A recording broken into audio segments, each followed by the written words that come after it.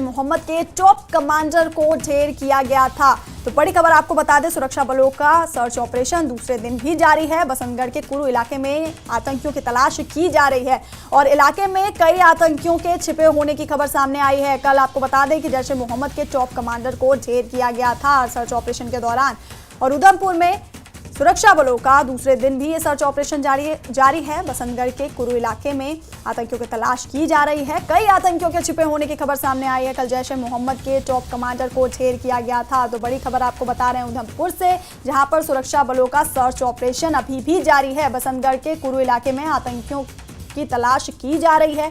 कई आतंकियों के छिपे होने की खबर आई है। कल जैश ए मोहम्मद के टॉप कमांडर को वहां ढेर किया गया था।